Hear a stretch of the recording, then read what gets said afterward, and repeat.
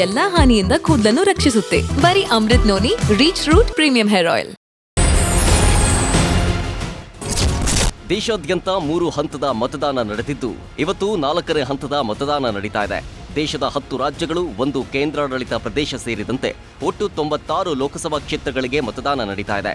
ಶಾಂತಿಯುತ ಮತದಾನಕ್ಕೆ ಎಲ್ಲ ವ್ಯವಸ್ಥೆಗಳನ್ನು ಮಾಡಿಕೊಳ್ಳಲಾಗಿದ್ದು ಮತದಾರರು ತಮ್ಮ ಹಕ್ಕನ್ನ ಬೆಳಗ್ಗೆ 7 ಗಂಟೆಯಿಂದಲೇ ಚಲಾಯಿಸುತ್ತಿದ್ದಾರೆ. 96 ಕ್ಷೇತ್ರಗಳಲ್ಲಿ ಒಟ್ಟು 1717 ಅಭ್ಯರ್ಥಿಗಳು ಕಣದಲ್ಲಿದ್ದಾರೆ. ಆಂಧ್ರ ಪ್ರದೇಶದ 25 ಲೋಕಸಭಾ ಕ್ಷೇತ್ರಗಳು, ತೆಲಂಗಾಣದ 17, ಜಾರ್ಖಂಡ್ನ 4, ಒಡಿಶಾದ 4, ಉತ್ತರ ಪ್ರದೇಶದ 13, ಮಧ್ಯಪ್ರದೇಶದ 8, ಬಿಹಾರದ 5, ಮಹಾರಾಷ್ಟ್ರದ 11, ಪಶ್ಚಿಮ ಬಂಗಾಳದ 8, ಜಮ್ಮು ಕಾಶ್ಮೀರದ 1 ಕ್ಷೇತ್ರಗಳಿಗೆ ಮತದಾನ ನಡೀತಾ ಇದೆ. ಇನ್ನೊಂದೆಡೆ ಆಂಧ್ರ ಪ್ರದೇಶ ವಿಧಾನಸಭೆಯ 175 ಕ್ಷೇತ್ರಗಳಿಗೆ ಇವತ್ತು ಒಂದೇ ಹಂತದಲ್ಲಿ ಚುನಾವಣೆ ನಡೀತಾ ಇದೆ. ಇತ್ತ ಜಮ್ಮು ಕಾಶ್ಮೀರದಲ್ಲಿ ಚುನಾವಣಾ ಆಯೋಗವು ಚುನಾವಣಾ ಮತಗಟ್ಟೆಗಳ ಮೇಲೆ ಹದ್ದಿನ ಕಣ್ಣಿಟ್ಟಿದೆ. ಶ್ರೀನಗರದಲ್ಲಿ ಎಲ್ಲ ಪೋಲಿಂಗ್ ಬೂತ್ಗಳಲ್ಲಿಯೂ ಸಿಸಿ ಕ್ಯಾಮೆರಾ ಅಳವಡಿಸಲಾಗಿದೆ.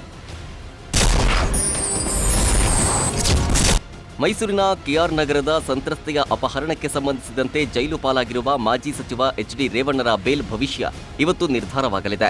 ಹೆಜ್ಜೆ ಹೆಜ್ಜೆಗೂ ಕಾಲಗಳಿಗೆ ನೋಡುತ್ತಿದ್ದ ರೇವಣ್ಣ ಅಮಾವಾಸ್ಯೆ ದಿನವೇ ಜೈಲಿಗೆ ಹೋಗಿದ್ದು ಪರಪ್ಪನ ಅಗ್ರಹಾರ ಜೈಲಿನಲ್ಲಿ 5 ದಿನಗಳಿಂದ ಸೆರೆವಾಸ ಅನುಭವಿಸುತ್ತಿದ್ದಾರೆ.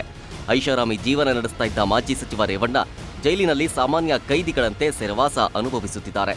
ಜೈಲಿಗೆ ಹೋದ ದಿನದಿಂದ ಹೊಟ್ಟೆ ನೋವಿನಿಂದ ಬಳಲ್ತಾ ಇರೋ ಮಾಜಿ ಸಚಿವರಿಗೆ ಜೈಲ್ ಆಸ್ಪತ್ರೆಯ ವೈದ್ಯರು ದಿನನಿತ್ಯ ಬೆಳಗ್ಗೆ ಮತ್ತು ಸಂಜೆ 2 ಬಾರಿ ಆರೋಗ್ಯ ತಪಾಸಣೆ ಮಾಡ್ತಿದ್ದಾರೆ. ಅವರ ಆರೋಗ್ಯದಲ್ಲಿ ಏರುಪೇರಾದ ಹಿನ್ನೆಲೆಯಲ್ಲಿ ಅವರ ಕೊಠಡಿ ಬಳಿ ಓರ್ವ ಸಿಬ್ಬಂದಿಯನ್ನ ಕೂಡ ನಿಯೋಜನೆ ಮಾಡಲಾಗಿದೆ. ಇನ್ನು ಶುಕ್ರವಾರ ರೇವಣ್ಣರ ಅರ್ಜಿ ವಿಚಾರಣೆ ನಡೆಸಿದ ಜನಪ್ರತಿನಿಧಿಗಳ ನ್ಯಾಯಾಲಯ ವಿಚಾರಣೆಯನ್ನ ಇವತ್ತಿಗೆ ಮುಂದೂಡಿತ್ತು. ಇನ್ನು ಶುಕ್ರವಾರದಿಂದ ನಿನ್ನೆಯವರೆಗೂ ಸರ್ಕಾರಿ ರಜೆ ಹಿನ್ನೆಲೆಯಲ್ಲಿ ಎಚ್.ಡಿ. ರೇವಣ್ಣ ಅವರನ್ನ ಭೇಟಿಯಾಗೋದಕ್ಕೆ ಯಾರಿಗೂ ಸಾಧ್ಯವಾಗಿರಲಿಲ್ಲ. ಇದರಿಂದಾಗಿ ಅವರು ಮಾನಸಿಕವಾಗಿ ಕುಗ್ಗಿ ಹೋಗಿದ್ದಾರೆ. ಇವತ್ತು ಕೋರ್ಟ್ನಲ್ಲಿ ಜಾಮೀನು ಸಿಗುವ ನಿರೀಕ್ಷೆಯಲ್ಲಿರೋ ರೇವಣ್ಣ ಸ್ವಲ್ಪ ರಿಲ್ಯಾಕ್ಸ್ ಮೂಡ್ನಲ್ಲಿದ್ದಾರೆ. ಇವತ್ತು ಜಾಮೀನು ಸಿಗದಿದ್ರೆ ಮತ್ತಷ್ಟು ದಿನ ಜೈಲುವಾಸ ಮುಂದುವರಿಯಲಿದೆ. ಎಚ್.ಡಿ. ರೇವಣ್ಣ ವಿರುದ್ಧದ ಕಿಡ್ನಾಪ್ ಕೇಸ್ಗೆ ಮೇಜರ್ ಟ್ವಿಸ್ಟ್ ಸಿಕ್ಕಿದೆ. ಸಂತ್ರಸ್ತೆಯ ವಿಡಿಯೋವೊಂದು ಈಗ ಸಾಮಾಜಿಕ ಜಾಲತಾಣದಲ್ಲಿ ವೈರಲ್ ಆಗ್ತಾ ಇದೆ. ವಿಡಿಯೋದಲ್ಲಿ ಸಂತ್ರಸ್ತೆ ಹೇಳಿಕೆಯಿಂದ ಕಿಡ್ನಾಪ್ ಪ್ರಕರಣ ಮತ್ತೊಂದು ತಿರುವು ಪಡ್ಕೊಂಡಿದೆ. ನನ್ನನ್ನ ಯಾರೂ ಕಿಡ್ನಾಪ್ ಮಾಡಿಲ್ಲ ಅಂತ ಹೇಳಿಕೆ ನೀಡಿದ್ದಾರೆ. ಎಸ್ಐಟಿ ಸುಪರ್ದಿಯಲ್ಲಿರುವಾಗಲೇ ವಿಡಿಯೋ ವೈರಲ್ ಆಗಿದ್ದು, ನನ್ನನ್ನ ಯಾರೂ ಅಪಹರಿಸಿಲ್ಲ, ನಾನೆಲ್ಲೂ ಹೋಗಿಲ್ಲ, ನನ್ನ ಸಂಬಂಧಿಕರ ಮನೆಯಲ್ಲಿದ್ದೀನಿ ಎಂದಿರುವ ಸಂತ್ರಸ್ತೆ ರೇವಣ್ಣ ಆಗ್ಲಿ, ಪ್ರಜ್ವಲ್ ಆಗ್ಲಿ, ಭವಾನಿ ಅಕ್ಕ ಆಗ್ಲಿ, ಸತೀಶ್ ಬಾಬಣ್ಣ ಆಗ್ಲಿ ಯಾರಿಂದಲೂ ತೊಂದರೆ ಆಗಿಲ್ಲ. ನನ್ನನ್ನ ಚೆನ್ನಾಗಿ ನೋಡ್ಕೊಂಡು ಕಳಿಸ್ಕೊಟ್ಟಿದ್ದಾರೆ. ಎಲ್ಲಿ ಯಾರಿಗೆ ಮಾಹಿತಿ ಕೊಡಬೇಕು ಕೊಡ್ತೀನಿ, ಯಾರೂ ಮನೆ ಹತ್ರ ಹೋಗಿ ಟಾರ್ಚರ್ ಕೊಡಬೇಡಿ. ನನ್ನ ಮಗ ಗೊತ್ತಿಲ್ಲದೆ ಹೀಗೆ ಮಾಡಿಬಿಟ್ಟಿದ್ದಾನೆ. ನನಗಾಗ್ಲಿ, ಕುಟುಂಬದವರಿಗಾಗ್ಲಿ, ಗಂಡನಿಗಾಗ್ಲಿ ಏನಾದರೂ ತೊಂದರೆ ಆದರೆ ನೀವೇ ಜವಾಬ್ದಾರಿ ಅಂತ ಸಂತ್ರಸ್ತೆ ಹೇಳಿಕೆ ನೀಡಿದ್ದಾರೆ. ಆದರೆ ಊರಲ್ಲೆಲ್ಲ ಹಿಂಗೆ ಮಾತಾಡ್ತಿದ್ದಕ್ಕೆ ಬೇಜಾರಾಗಿ ಒತ್ತಡೆ ಸಂಬಂಧಿಕರ ಮನೆ ಇದ್ದಾರೆ, 4 ದಿವಸ ಕಾಲ ಕಳ್ಕೊಬರೋಣ ಅಂತ ಹೋದೆ. ಆದರೆ ಇವತ್ತು ಟಿ ವಿ ನೋಡಬೇಕಾದ್ರೆ ಗೊತ್ತಾಯಿತು ಈ ಥರ ಎಲ್ಲ ಮಾಡ್ತಾವ್ರೆ ಅಂತ. ಅದನ್ನು ನೋಡ್ಬಿಟ್ಟು ಯಾಕಪ್ಪ ಹಿಂಗೆ ಮಾಡಿದ್ರು ಅಂತ ಯೋಚನೆ ಬಂತು. ಆದರೆ ನಾನು ಯಾವ ತೊಂದರೆನೂ ಏನೂ ಆಗಿಲ್ವಲ್ಲ, ಯಾಕೆ ಹಿಂಗೆ ಮಾಡ್ತಾವ್ರೆ ಅಂತ ನಾನೇ ಇದು ಮಾಡಿದೆ. ಆದರೆ ನಾವು ಈಗ ಯಾವುದಕ್ಕೆ ಅಲ್ಲಿ ಏನೇ ಇರಲಿ, ಯಾರಿಂದ ಏನು ತೊಂದರೆ ಆಗಿಲ್ಲ. ಭವನಕ್ಕನೇಲಿ, ರೇವಣ್ಣಾಗಲಿ, ಪ್ರಜ್ವಣ್ಣ ಆಗಲಿ, ಅವರಿಂದ ನಮಗೇನು ತೊಂದರೆ ಆಗಿಲ್ಲ, ನಮ್ಮಿಂದ ಅವ್ರಿಗೆ ಏನೂ ತೊಂದರೆ ಆಗಿಲ್ಲ. ಬಾಬಣ್ಣೆ ಆಗಲಿ ಯಾರೂ ಏನೂ ತೊಂದರೆ ಮಾಡಿಲ್ಲ. ಆದರೆ ಚೆನ್ನಾಗೇ ನೋಡ್ಕೊಂಡು ಕಳಿಸವ್ರೆ. ಆದರೆ ಈ ಮೊಬೈಲ್ ವಿಡಿಯೋಲಿ ಯಾವುದೇ ಅಲ್ಲಿ ನಮ್ಗೆ ಅದಕ್ಕೂ ಸಂಬಂಧನೇ ಇಲ್ಲ, ನಮಗೂ ಅದಕ್ಕೂ ಸಂಬಂಧನೇ ಇಲ್ಲ. ಆದರೆ ಈ ಥರ ಯಾವುದೂ ತೊಂದರೆ ಕೊಟ್ಟಿಲ್ಲ. ಅವರು ಯಾರು ಕಿಡ್ನಾಪು ಮಾಡಿಲ್ಲ. ಸಂಬಂಧಿಕರ ಮನೆ ಇದ್ದೆ, ಟಿ ವಿ ನೋಡ್ತಾ ಇದೆ, ಗೊತ್ತಾಯಿತು ಹಿಂಗೆ ಯಾಕಪ್ಪ ಅಂತ ಹೇಳ್ಬಿಟ್ಟು ಇದು ಮಾಡ್ತಾಯಿದ್ದೀನಿ. ನನ್ನ ಮಗನಾದರೂ ಅಷ್ಟೇ, ಏನು ಭಯಪಡಬೇಡ, ಚೆನ್ನಾಗಿದ್ದೀನಿ, ಬರ್ತೀನಿ 2 ದಿವಸದೊಳಗೆ, ನಾನು ಏನೂ ತೊಂದರೆ ಆಗೋದಿಲ್ಲ, ನಾನು ಚೆನ್ನಾಗಿದ್ದೀನಿ, ಗಾಬರಿ ಪಡ್ಕೋಬೇಡಿ, ಇಲ್ಲೇ ಇದ್ದೀನಿ, ಬರ್ತೀನಿ, ನಾ ಯಾವ ಏನೇ ಯಾರೇನೇ ಅಂತ ತಲೆಗಾಸಬೇಡಿ, ಚೆನ್ನಾಗಿರಿ, ನಾನು ಸೇಫ್ಟಿಯಾಗಿದ್ದೀನಿ. ಅವರಲ್ಲಿ ಏನು ನಮಗೆ ತೊಂದರೆ ಆಗಿಲ್ಲ, ಅವರು ಕಿಡ್ನಾಪ್ ಮಾಡಿಲ್ಲ. ಈ ಮೊಬೈಲ್ದಲ್ಲಿ ಯಾವುದು ಸಂಬಂಧನೇ ಇಲ್ಲ. ರಸ್ತೆ ಅಪಘಾತದಲ್ಲಿ ಕಿರುತೆರೆ ನಟಿ ಪವಿತ್ರ ಜಯರಾಮ್ ಕೊನೆ ಉಸಿರೆಳೆದಿದ್ದಾರೆ. ತೆಲುಗಿನ ತ್ರಿನಯನಿ ಧಾರಾವಾಹಿಯಲ್ಲಿ ಜನಪ್ರಿಯರಾಗಿದ್ದ ಪವಿತ್ರ ಜಯರಾಮ್ ಕನ್ನಡದ ರೋಬೋ ಫ್ಯಾಮಿಲಿ ಮೂಲಕ ಕಿರುತೆರೆಗೆ ಎಂಟ್ರಿ ಕೊಟ್ಟಿದ್ರು. ಮೂಲತಃ ಮಂಡ್ಯದವರಾದ ಇವರು ಜೋಕಾಲಿ, ರಾಧಾರಮಣ, ನೀಲಿ ಧಾರಾವಾಹಿಯಲ್ಲಿ ನಟಿಸಿ ಜನಪ್ರಿಯರಾಗಿದ್ರು. ನಿನ್ನೆ ಮಂಡ್ಯದಿಂದ ಹೈದರಾಬಾದ್ಗೆ ತಮ್ಮ ಕುಟುಂಬದ ಸದಸ್ಯರೊಂದಿಗೆ ಪ್ರಯಾಣವನ್ನ ಮಾಡ್ತಾ ಇದ್ದ ವೇಳೆ ತೆಲಂಗಾಣದ ಮಹಬೂಬ್ ನಗರ ಜಿಲ್ಲೆಯ ಶಿರಿಪಲ್ಲಿಯಲ್ಲಿ ಕಾರು ನಿಯಂತ್ರಣ ತಪ್ಪಿ ಡಿವೈಡರ್ಗೆ ಡಿಕ್ಕಿ ಹೊಡೆದಿದೆ. ಡಿಕ್ಕಿಯ ರಭಸಕ್ಕೆ ಕಾರಲ್ಲಿದ್ದ ಪವಿತ್ರ ಜಯರಾಮ್ ಸಾವನ್ನಪ್ಪಿದ್ದಾರೆ. ಸಂಬಂಧಿ ಅಪೇಕ್ಷಾ, ಚಾಲಕ ಶ್ರೀಕಾಂತ್ ಮತ್ತು ಸಹನಟ ಚಂದ್ರಕಾಂತ್ಗೆ ಗಂಭೀರ ಗಾಯವಾಗಿದ್ದು ಚಿಕಿತ್ಸೆ ಪಡೆದಿದ್ದಾರೆ. ಪವಿತ್ರ ಜಯರಾಮ್ ಸಾವಿಗೆ ತೆಲುಗು ಹಾಗೂ ಕನ್ನಡ ಕಿರುತೆರೆಯ ಹಲವು ಕಲಾವಿದರು ಸಂತಾಪ ಸೂಚಿಸಿದ್ದಾರೆ. ನಾಳೆ ಅವರ ಪಾರ್ಥಿವ ಶರೀರ ಮಂಡ್ಯದ ಹುಟ್ಟೂರಿಗೆ ಆಗಮಿಸಲಿದೆ.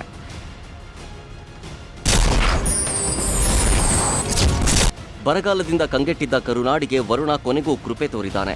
ಕಾದ ಕವಲಿನಂತಾಗಿದ್ದ ಭೂಮಿಗೆ ಮಳೆರಾಯನ ಸಿಂಚನ ಕೆಲವರಿಗೆ ಖುಷಿ ಕೊಟ್ಟರೆ ಮತ್ತೆ ಕೆಲವೆಡೆ ಅವಾಂತರವನ್ನೇ ಸೃಷ್ಟಿಸಿದ್ದಾನೆ. ಚಿಕ್ಕಮಗಳೂರಿನಲ್ಲಿ ಭಾರೀ ಮಳೆಗೆ ಮತ್ತೊಂದು ಬಲಿಯಾಗಿದೆ. ರಸ್ತೆ ಬದಿ ನಡೆದು ಹೋಗ್ತಿದ್ದ ಮಹಿಳೆಯ ಮೇಲೆ ಬೃಹತ್ ಗಾತ್ರದ ಮರ ಬಿದ್ದಿದ್ದು 48 ವರ್ಷದ ಸವಿತಾ ಎನ್ನೋರು ಮೃತಪಟ್ಟಿದ್ದಾರೆ. ಎನ್ಆರ್ಪುರ ತಾಲೂಕಿನ ಕಟ್ಟಿಮನಿ ಗ್ರಾಮದ ಬಳಿ ಘಟನೆ ನಡೆದಿದೆ. ಅಲ್ಲದೆ ಕಾರಿನ ಮೇಲೂ ಮರ ಬಿದ್ದಿದ್ದು ಮರ ಬಿದ್ದ ರಭಸಕ್ಕೆ ಕಾರು ಸಂಪೂರ್ಣ ಜಖಂ ಆಗಿದೆ. ಕಾರಿನಲ್ಲಿದ್ದ ಮೂವರಿಗೆ ಗಂಭೀರವಾಗಿ ಗಾಯವಾಗಿದೆ. ಇನ್ನು ಇತ್ತ ಚಿಕ್ಕಬಳ್ಳಾಪುರ ಜಿಲ್ಲೆಯಲ್ಲೂ ಕೂಡ ಮಳೆರಾಯ ಆರ್ಭಟಿಸಿದ್ದು ಮಳೆ ಆರ್ಭಟಕ್ಕೆ 2 ಎಕರೆ ಪಪ್ಪಾಯಿ ಬೆಳೆ ನೆಲಕಚ್ಚಿದೆ. ಬಾಗೇಪಲ್ಲಿ ತಾಲೂಕಿನ ದೇವರಗುಡಿಪಲ್ಲಿ ಗ್ರಾಮದಲ್ಲಿ ಕಟಾವಿಗೆ ಬಂದಿದ್ದ ಪಪ್ಪಾಯಿ ಬೆಳೆ ಮಣ್ಣು ಪಾಲಾಗಿದೆ. ವೆಂಕಟ ಶಿವಪ್ಪ ಎಂಬೂರಿಗೆ ಸೇರಿದ ಪಪ್ಪಾಯಿ ಬೆಳೆ ಸಂಪೂರ್ಣ ನಾಶವಾಗಿದ್ದು ರೈತ ಕಂಗಾಲಾಗಿದ್ದಾರೆ. ಬೆಳಗಾವಿಯಲ್ಲಿ 2ನೇ ದಿನವೂ ಮಳೆರಾಯನ ಅವಾಂತರ ಸೃಷ್ಟಿಯಾಗಿದ್ದು ಧಾರಾಕಾರ ಮಳೆಯಿಂದ ಮನೆಗೆ ನೀರು ನುಗ್ಗಿ ಜನ ಪರದಾಡಿದರು. ಸರಿಯಾದ ಚರಂಡಿ ವ್ಯವಸ್ಥೆ ಇಲ್ಲದೆ ಮನೆಗಳಿಗೆ ನೀರು ನುಗ್ಗಿದ್ದು ಜನಪ್ರತಿನಿಧಿಗಳ ವಿರುದ್ಧ ಸ್ಥಳೀಯರು ಆಕ್ರೋಶವನ್ನ ಹೊರಹಾಕಿದರು. ನೀವೇನಾದ್ರೂ ನಮ್ಮ ಮೆಟ್ರೋ ಸ್ಟೇಷನ್ನಲ್ಲಿ ದಿನನಿತ್ಯ ಸಮಯ ಕಳೀತಾ ಇದ್ರೆ, ವಿಶ್ರಾಂತಿ ಮಾಡ್ತಾ ಇದ್ರೆ ಇನ್ನು ಮುಂದೆ ಹುಷಾರ್. ತುಂಬಾ ರಶ್ ಇದೆ, ಹಿಂದೆ ಬರೋ ಮೆಟ್ರೋ ಹತ್ತೋಣ, ಇಲ್ಲ ಇನ್ನೊಂದು ಮೆಟ್ರೋದಲ್ಲಿ ಯಾರೋ ನನ್ನ ಗೆಳೆಯ ಬರ್ತಿದ್ದಾನೆ ಅಂತ ವೇಟ್ ಮಾಡಿದ್ರೆ ಎಚ್ಚರ. ಯಾಕಂದ್ರೆ ಮೆಟ್ರೋ ಟಿಕೆಟ್ ಪಡೆದ ನಂತರ ನೀವು 20 ನಿಮಿಷಕ್ಕಿಂತ ಹೆಚ್ಚು ಕಾಲ ಸ್ಟೇಷನ್ನಲ್ಲಿ ವೇಟ್ ಮಾಡಿದ್ರೆ BMRCLನಿಂದ ದಂಡ ಬೀಳುತ್ತೆ. ವಿಜಯನಗರ ಮೆಟ್ರೋ ನಿಲ್ದಾಣದಲ್ಲಿ ಪ್ರಯಾಣಿಕರೊಬ್ಬರು 20 ನಿಮಿಷಕ್ಕೂ ಹೆಚ್ಚು ಕಾಲ ನಿಲ್ದಾಣದಲ್ಲೇ ಮೊಬೈಲ್ಗೆ ಚಾರ್ಜ್ ಮಾಡಿಕೊಂಡಿದ್ದು ಬಳಿಕ ಹೊರಗಡೆ ಹೋಗೋದಕ್ಕೆ ಮುಂದಾಗಿದ್ದಾರೆ. ಈ ವೇಳೆ ಅವರನ್ನ ತಡೆದ ನಮ್ಮ ಮೆಟ್ರೋ ಸಿಬ್ಬಂದಿ ದಂಡ ಕಟ್ಟುವಂತೆ ಸೂಚಿಸಿದ್ದಾರೆ. ಇದರಿಂದಾಗಿ ಕೆಲಕಾಲ ಸಿಬ್ಬಂದಿ ಮತ್ತು ಪ್ರಯಾಣಿಕರ ನಡುವೆ ಮಾತಿನ ಚಕಮಕಿ ನಡೆದಿದೆ. ಇನ್ನು ನಮ್ಮ ಮೆಟ್ರೋ ನಿಲ್ದಾಣದಲ್ಲಿ ಕೇವಲ 20 ನಿಮಿಷ ಮಾತ್ರ ಇರೋದಕ್ಕೆ ಅವಕಾಶ ಇದ್ದು ಅದಕ್ಕಿಂತ 1 ನಿಮಿಷ ಹೆಚ್ಚು ಕಾಲ ಇದ್ರೂ ದಂಡ ಪಾವತಿ ಮಾಡಲೇಬೇಕು ಅಂತಿದ್ದಾರೆ. ಇಂತಹ ಒಂದು ರೂಲ್ಸ್ ಇದೆ ಅನ್ನೋದು ದಂಡ ಬಿದ್ದ ಮೇಲೆ ಪ್ರಯಾಣಿಕರಿಗೆ ಗೊತ್ತಾಗಿದೆ. Royal challengers Bengaluru Delhi capitals ವಿರುದ್ಧ 47 ರನ್ಗಳ ಗೆಲುವು ದಾಖಲಿಸಿದೆ. ನೆನೆ ಬೆಂಗಳೂರಿನ ಚಿನ್ನಸ್ವಾಮಿ ಕ್ರಿಕೆಟ್ ಸ್ಟೇಡಿಯಂನಲ್ಲಿ ನಡೆದ ಪಂದ್ಯದಲ್ಲಿ ಟಾಸ್ ಸೋತ RCB ಮೊದಲು ಬ್ಯಾಟಿಂಗ್ ಮಾಡಿತು. ಮೊದಲು ಬ್ಯಾಟ್ ಮಾಡಿದ RCBಗೆ ಉತ್ತಮ ಆರಂಭ ದೊರೆಯಲಿಲ್ಲ. ಫಾಫ್ ಡುಪ್ಲೆಸಿಸ್ ಮತ್ತೆ 6 ರನ್ಗೆ ಔಟ್ ಆದರು. ಅದೇ ರೀತಿ ಉತ್ತಮ ರೀತಿಯಲ್ಲಿ ಬ್ಯಾಟ್ ಮಾಡ್ತಿದ್ದ ವಿರಾಟ್ ಕೊಹ್ಲಿ 27 ರನ್ಗೆ ವಿಕೆಟ್ ಒಪ್ಪಿಸಿದ್ರು. 4ನೇ ಕ್ರಮಾಂಕದಲ್ಲಾಡಿದ್ದ ಪಾಟಿದಾರ್ 32 ಎಸೆತಕ್ಕೆ 52 ರನ್ ಬಾರಿಸಿದ್ರು. ಅವರಿಗೆ ವಿಲ್ ಜಾಕ್ಸ್ ಉತ್ತಮ ಜೊತೆಯಾಟ ನೀಡಿ 29 ಎಸೆತಕ್ಕೆ 41 ರನ್ ಬಾರಿಸಿ 100ರ ಗಡಿ ದಾಟುವುದಕ್ಕೆ ಸಹಕಾರಿಯಾದರು. ಇವರಿಬ್ಬರು ಔಟ್ ಆದ ಬಳಿಕ RCB ಆಟ ಹೆಚ್ಚು ಹೊತ್ತು ನಡೆಯಲಿಲ್ಲ. Cameron Green 32 run, Mahipal Lomror 13 run ಬಾರಿಸಿದ್ರು. ಆ ಮೂಲಕ RCB 20 ಓವರ್ಗಳಲ್ಲಿ 9 ವಿಕೆಟ್ಗೆ 187 ರನ್ ಗುರಿ ನೀಡಿತು. ಈ ಗುರಿ ಬೆನ್ನತ್ತಿದ ಡೆಲ್ಲಿ 19.1 ಓವರ್ಗಳಲ್ಲಿ 140 ರನ್ಗೆ ಆಲ್ಔಟ್ ಆಗಿ RCBಗೆ ಶರಣಾಯಿತು. ಸೂಪರ್ ಆಗಿತ್ತು. First experience. RCB ಇವತ್ತು ನಂಬಿಕೆ ಉಳ್ಕೊಳ್ಳೋಕೆ ಇದೇ ಮ್ಯಾಚ್ ನಮಗೆ ಒಂದು ಪ್ರೂಫು. ಸಕ್ಕತ್ತಾಗಿತ್ತು. ಇವೆ ಹೊಸ ಅಧ್ಯಾಯ. CSK ಪುಡಿ ಪುಡಿ. ಈ ಸಲ ಕಂಟಿನ್ಯೂಸ್ ಆಗಿ RCB ಗೆಲ್ತಾ ಇರೋದು ನೋಡಿದ್ರೆ ಈ ಸಲ ಗ್ಯಾರಂಟಿ ಮ್ಯಾಚ್ ಗೆಲ್ತಾರೆ ಅನ್ನಿಸ್ತಾ ಇದೆ. ಈ ಸಲ ಕಪ್ ನಮ್ಮದೇ ಅಂತ ಯೋಚನೆ ಮಾಡೋ ಸ್ಥಿತಿಗೆ ತಂದಿಟ್ಟಿದ್ದಾರೆ. ತುಂಬ ಧನ್ಯವಾದಗಳು. Thank you sir. ಪ್ರತಿ ಸಲ ಕಪ್ ನಮ್ದೇನೆ, ಯಾರಾದರೂ ಗೆಲ್ಲಿ, ಈ ಸಲ ಕಪ್ಪು ನಮ್ದೇ, ಪ್ರತಿ ಸಲ ಕಪ್ಪು ನಮ್ದೇ ಅಷ್ಟೇ.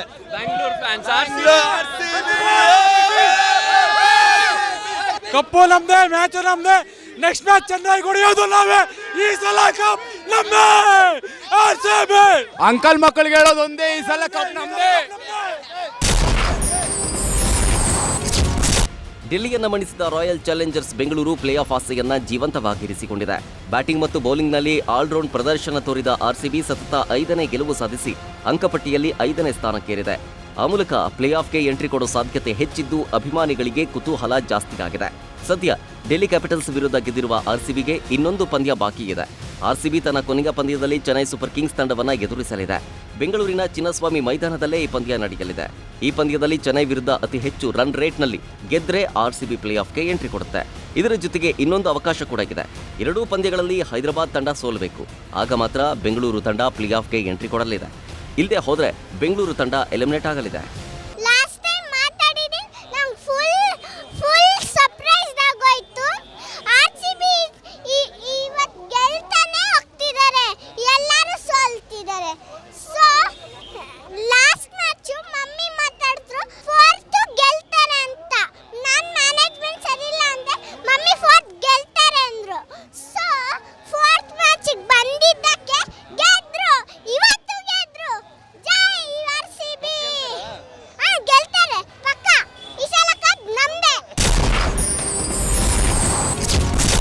ಐಪಿಎಲ್ನ 17ನೇ ಸೀಸನ್ನಲ್ಲಿ ಇವತ್ತು ಗುಜರಾತ್ ಟೈಟನ್ಸ್ ಮತ್ತು ಕೋಲ್ಕತಾ ನೈಟ್ ರೈಡರ್ಸ್ ಕಣಕ್ಕಿಳಿಯಲಿದೆ. ಗುಜರಾತ್ನ ಅಹಮದಾಬಾದ್ನಲ್ಲಿರುವ ನರೇಂದ್ರ ಮೋದಿ ಸ್ಟೇಡಿಯಂನಲ್ಲಿ ಇವತ್ತು ಸಂಜೆ 7:30ಕ್ಕೆ ಪಂದ್ಯ ನಡೆಯುತ್ತೆ. ಕೋಲ್ಕತಾ ನೈಟ್ ರೈಡರ್ಸ್ ಆಡಿದ 12 ಪಂದ್ಯಗಳಲ್ಲಿ 9 ಪಂದ್ಯಗಳನ್ನು ಗೆದ್ದು 18 ಪಾಯಿಂಟ್ಗಳನ್ನು ಪಡೆದು ಅಂಕಪಟ್ಟಿಯಲ್ಲಿ ಮೊದಲ ಸ್ಥಾನದಲ್ಲಿದೆ. ಇನ್ನು ಗುಜರಾತ್ ಟೈಟನ್ಸ್ ಆಡಿದ 12 ಪಂದ್ಯಗಳಲ್ಲಿ 5 ಪಂದ್ಯಗಳನ್ನು ಗೆದ್ದು 7ರಲ್ಲಿ ಸೋಲನ್ನು ಅನುಭವಿಸಿದೆ. ಅಂಕಪಟ್ಟಿಯಲ್ಲಿ 8ನೇ ಸ್ಥಾನದಲ್ಲಿದೆ. ಈಗಾಗಲೇ ಕೋಲ್ಕತಾ ನೈಟ್ ರೈಡರ್ಸ್ ಮೊನ್ನೆ ನಡೆದ ಮುಂಬೈ ಇಂಡಿಯನ್ಸ್ ವಿರುದ್ಧದ ಪಂದ್ಯದಲ್ಲಿ ಗೆದ್ದು ಪ್ಲೇ ಆಫ್ಗೆ ತಲುಪಿದೆ. ಆದರೆ ಗುಜರಾತ್ ಟೈಟನ್ಸ್ಗೆ ಈ ಪಂದ್ಯ ಗೆದ್ರೂ ಒಂದೇ ಸೋತ್ರೂ ಒಂದೇ ಅನ್ನೋ ರೀತಿ ಇದೆ. ಯಾಕಂದರೆ ಗುಜರಾತ್ ಈ ಪಂದ್ಯದಲ್ಲಿ ಗೆದ್ರೂ ಪ್ಲೇ ಆಫ್ಗೆ ಹೋಗೋದಕ್ಕೆ ಸಾಧ್ಯ ಇಲ್ಲ. ಇಸ್ರೇಲ್ ಮತ್ತು ಹಮಾಸ್ ಮಧ್ಯದ ಯುದ್ಧ ಭೀಕರತೆ ಮತ್ತಷ್ಟು ಹೆಚ್ಚಾಗಿದೆ. ಗಾಜಾ ಪಟ್ಟಿಯ ಉತ್ತರ ಭಾಗದಲ್ಲಿ ಶಸ್ತ್ರಸಜ್ಜಿತ ಪ್ಯಾಲೆಸ್ಟೈನಿಯರು ಮತ್ತು ಇಸ್ರೇಲಿ ಪಡೆಗಳ ಮಧ್ಯೆ ಭೀಕರ ಕಾಳಗ ನಡೆದಿದೆ. ಗಾಜಾ ನಗರದ ಉತ್ತರಕ್ಕೆ 4 ಕಿಲೋಮೀಟರ್ ದೂರದಲ್ಲಿರುವ ಜಬಾಲಿಯಾ ಪ್ರದೇಶದಲ್ಲಿ ತನ್ನ ಹೋರಾಟಗಾರರು ಮತ್ತು ಇಸ್ರೇಲಿ ಪಡೆಗಳ ನಡುವೆ ಕಾದಾಟ ನಡೆದಿದೆ ಅಂತ ವರದಿಯಾಗಿದೆ. ಇತ್ತ ಜಬಾಲಿಯಲ್ಲಿನ ನಾಗರಿಕರನ್ನ ಸ್ಥಳಾಂತರಿಸಿದ ನಂತರ ಯುದ್ಧ ವಿಮಾನಗಳು ಅಲ್ಲಿ ದಾಳಿ ನಡೆಸಿದೆ ಅಂತ ಇಸ್ರೇಲ್ ಸೇನಾ ವಕ್ತಾರ ಡೇನಿಯಲ್ ಹಗರಿ ಹೇಳಿದ್ದಾರೆ. ಇನ್ನು ಇಸ್ರೇಲ್ ಯುದ್ಧ ವಿಮಾನ ದಾಳಿಯಲ್ಲಿ ಗಾಜಾ ಪಟ್ಟಿಯ ದೇರ್ ಅಲ್ ಬಲಾಹ್ ನಗರದ 2 ವೈದ್ಯರು ಸಾವನ್ನಪ್ಪಿದ್ದು ಸಾಕಷ್ಟು ಆಸ್ತಿಪಾಸ್ತಿ ನಷ್ಟವಾಗಿದೆ ಅಂತ ವರದಿಯಾಗಿದೆ. ರಾಜ್ಯದಲ್ಲಿ ಇನ್ನು 3-4 ದಿನ ಭಾರೀ ಮಳೆಯಾಗಲಿದೆ ಅಂತ ಹವಾಮಾನ ಇಲಾಖೆ ಮುನ್ಸೂಚನೆ ನೀಡಿದೆ. ಸೋಮವಾರ ಮತ್ತು ಮಂಗಳವಾರ ಉತ್ತರ ಕರ್ನಾಟಕ ಸೇರಿ ರಾಜ್ಯಾದ್ಯಂತ ಭಾರೀ ಮಳೆ ಸಾಧ್ಯತೆಯಿದೆ. ಮೇ 13ರಂದು ಹಾಸನ, ಕೊಡಗು, ಮೈಸೂರು, ಶಿವಮೊಗ್ಗದಲ್ಲಿ ಮಳೆ ಸಾಧ್ಯತೆಯಿದೆ. ಹಾಗೆ ಮೇ 14ರಂದು ಹಾವೇರಿ, ಗದಗ, ಧಾರವಾಡ, ಬೆಳಗಾವಿಯಲ್ಲಿ ಧಾರಾಕಾರ ಮಳೆಯಾಗಲಿದ್ದು ಕರಾವಳಿ ಜಿಲ್ಲೆಗಳಲ್ಲಿ ಮುಂದಿನ 4 ದಿನ ಉತ್ತಮ ಮಳೆಯಾಗಲಿದೆ. ಬೆಂಗಳೂರು ಸೇರಿ ಇನ್ನುಳಿದ ಜಿಲ್ಲೆಗಳಲ್ಲೂ ಗುಡುಗು ಸಹಿತ ಸಾಧಾರಣ ಮಳೆಯಾಗುವ ಸಾಧ್ಯತೆಯಿದ್ದು ಕಲಬುರಗಿ, ವಿಜಯಪುರ, ಯಾದಗಿರಿ, ಶಿವಮೊಗ್ಗ, ಉಡುಪಿ, ಚಿಕ್ಕಮಗಳೂರು, ದಕ್ಷಿಣ ಕನ್ನಡ ಹಾಗೂ ಕೊಡಗು ಜಿಲ್ಲೆಗಳಿಗೆ ಹವಾಮಾನ ಇಲಾಖೆ ಯೆಲ್ಲೋ ಅಲರ್ಟ್ ಘೋಷಿಸಿದೆ. ಮೇ 15ರವರೆಗೂ ರಾಜ್ಯದ ಎಲ್ಲಾ ಜಿಲ್ಲೆಗಳಿಗೂ ಆರೆಂಜ್ ಅಲರ್ಟ್ ಘೋಷಿಸಿ ಹವಾಮಾನ ಇಲಾಖೆ ಸೂಚನೆ ನೀಡಿದೆ. ಪ್ರಜ್ವಲ್ ರೇವಣ್ಣ ಅವರದ್ದು ಎನ್ನಲಾದ ಅಶ್ಲೀಲ ವಿಡಿಯೋ ಪ್ರಕರಣವನ್ನು ಸಿಬಿಐಗೆ ವಹಿಸಬೇಕು ಎಂಬ ಬಿಜೆಪಿ ಮತ್ತು ಜೆಡಿಎಸ್ ಆಗ್ರಹವನ್ನ ಸಿಎಂ ಸಿದ್ದರಾಮಯ್ಯ ತಳ್ಳಿ ಹಾಕಿದ್ದಾರೆ. ಸಿಬಿಐ ಮೇಲೆ ನನಗೆ ನಂಬಿಕೆ ಇಲ್ಲ ಅಂತಲ್ಲ, ನಮ್ಮ ಪೊಲೀಸರ ಮೇಲೆ ಇವರಿಗೆ ನಂಬಿಕೆ ಇಲ್ಲವೇ ಅಂತ ಹೇಳುವ ಮೂಲಕ ಈ ಪ್ರಕರಣವನ್ನ ಸಿಬಿಐಗೆ ವಹಿಸೋದಿಲ್ಲ ಅಂತ ಪರೋಕ್ಷವಾಗಿ ಬಿಜೆಪಿಗರಿಗೆ ಟಾಂಗ್ ನೀಡಿದ್ದಾರೆ. ಬೆಂಗಳೂರಿನಲ್ಲಿ ಮಾತನಾಡಿದ ಸಿಎಂ, ಎಸ್ಐಟಿ ಸರಿಯಾದ ರೀತಿಯಲ್ಲಿ ತನಿಖೆ ನಡೆಸುತ್ತಿದೆ, ದಾರಿ ತಪ್ಪಿಸಲು ಸಿಬಿಐಗೆ ನೀಡುವಂತೆ ಒತ್ತಾಯಿಸುತ್ತಿದ್ದಾರೆ ಅಂತ ಹೇಳಿದ್ರು. ಇತ್ತ ಪ್ರಜ್ವಲ್ ಪತ್ತೆಗೆ ಅಧಿಕಾರಿಗಳು ವಿದೇಶಕ್ಕೆ ತೆರಳುವ ವಿಚಾರ ಸಂಬಂಧ ಪ್ರತಿಕ್ರಿಯಿಸಿದ ಗೃಹ ಸಚಿವ ಜಿ ಪರಮೇಶ್ವರ್, ಎಸ್ಐಟಿ ಅಧಿಕಾರಿಗಳು ವಿದೇಶಕ್ಕೆ ಹೋಗುವ ಅವಕಾಶವಿಲ್ಲ, ಈಗಾಗಲೇ ಬ್ಲೂ ಕಾರ್ನರ್ ನೋಟಿಸ್ ಜಾರಿ ಮಾಡಿದ್ದೀವಿ, ಯಾವ ದೇಶದಲ್ಲಿ ಪ್ರಜ್ವಲ್ ರೇವಣ್ಣ ಪತ್ತೆಯಾಗ್ತಾರೆ ನೋಡೋಣ ಅಂತ ಹೇಳಿದ್ರು.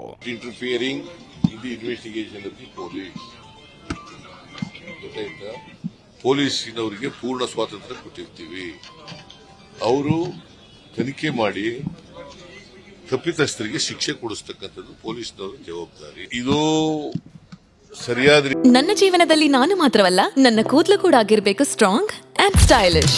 ಬರೀ Amrit noni reach root premium hair oil ನೊಂದಿಗೆ. Reach root premium hair oil ರೀತಿಯಲ್ಲಿ ಈಗ ಎಸ್ಐಟಿ ನಡೆಸ್ತಾ ಇದ್ದಾರೆ, ತನಿಖೆ ನಡೆಸ್ತಾ ಇದ್ದಾರೆ. ದಾರಿ ತಪ್ಪಿಸೋಕ್ಕೋಸ್ಕರ ಜನರಲ್ಲಿ ಗೊಂದಲ ನಿರ್ಮಾಣ ಮಾಡ್ಲಿಕ್ಕೋಸ್ಕರ ಉದ್ದೇಶಪೂರ್ವಕವಾಗಿ ಇಂಥ ಹೇಳಿಕೆಗಳನ್ನ ಇಲ್ಲ, ಆ ರೀತಿ ಅದಕ್ಕೆ ಅವಕಾಶ ಇಲ್ಲ. ಬ್ಲೂ ಕಾರ್ನರ್ ನೋಟಿಸ್ ಏನ್ ಇಶ್ಯೂ ಮಾಡಿದ್ದೀವಿ, ಇಂಟರ್ನ್ಯಾಷನಲ್ ಪೊಲೀಸ್ ಇಂಟರ್ಪೋಲ್ನವರು ಅವರಿಗೆ ಅವರು ಇನ್ಫಾರ್ಮೇಶನ್ ಕೊಡ್ತಾರೆ, ಯಾವ ರೆಸ್ಪೆಕ್ಟಿವ್ ಕಂಟ್ರಿಯಲ್ಲಿ ಅವರು ಐಡೆಂಟಿಫೈ ಆಗ್ತಾರೆ, ಅವರಿಗೆ ತಿಳಿಸ್ತಾರೆ. ಆಮೇಲೆ ನಮ್ಮ ಏಜೆನ್ಸಿಗಳಿಗೂ ಗೊತ್ತಾಗುತ್ತೆ, ಸಿಬಿಐ ಗೊತ್ತಾಗುತ್ತೆ, ಅದರ ಮೂಲಕ ನಮಗೆ.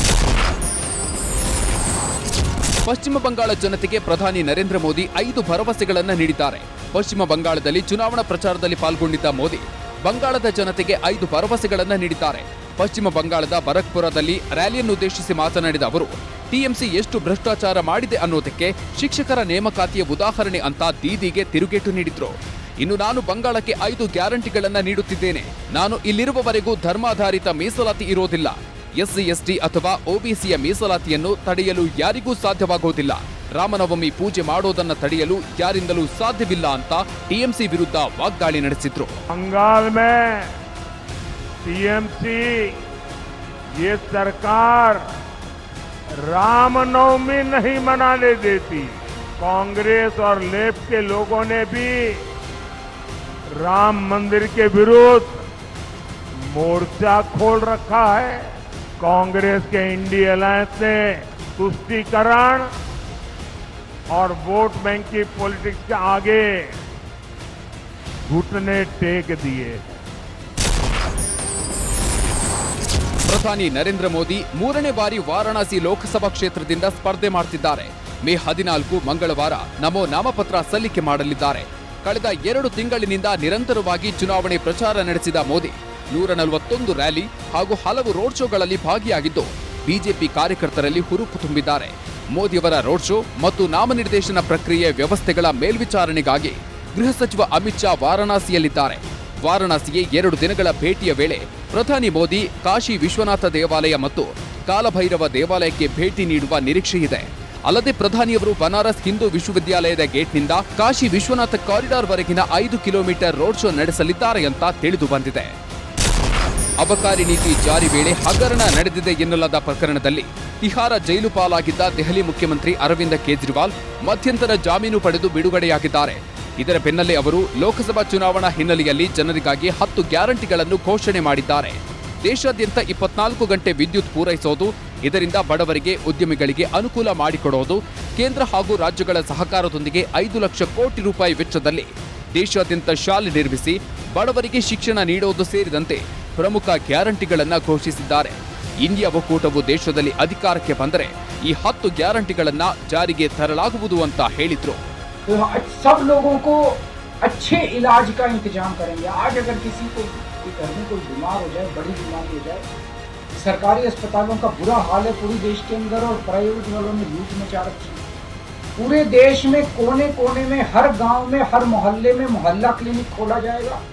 शानदार डिस्ट्रिक्ट हॉस्पिटल जितने उनको मल्टी स्पेशलिटी बना के उनको शानदार प्राइवेट हॉस्पिटल्स की तर्ज पे बनाया जाएगा और इस देश में पैदा होने वाले हर व्यक्ति का पूरा इलाज मुफ्त होगा.